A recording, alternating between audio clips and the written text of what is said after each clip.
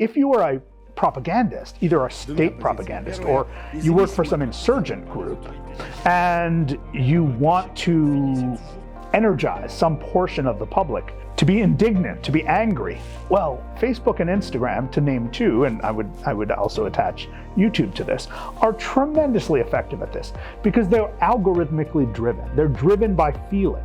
And more often than not, in the world of politics, what is interesting and what is hot is an expression of disgust or derision or anger or hatred. Those emotions travel very fast and very far on these platforms.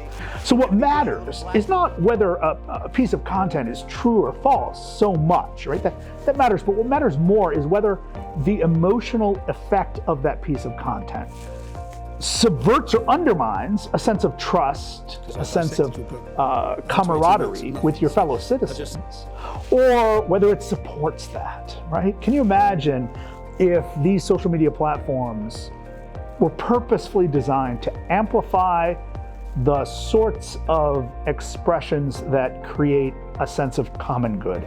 It would be a very different mood on these platforms. And so it's a mistake to try to ask, is it the technology or is it the society? Because it's the same thing, right? Look, 3 billion people use Facebook and they're not fools. They get something out of it. They get value out of it. And so to remove it from people's lives through whatever means would be unthinkable. That said, Facebook itself has, even to this day, been willfully naive about the effect it's had on the world.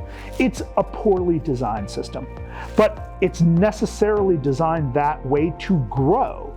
And where is the growth in the world? The growth in the world is in Thailand, the Philippines, Malaysia, Indonesia, India, Pakistan, Sri Lanka. These are the places with more young people than old people.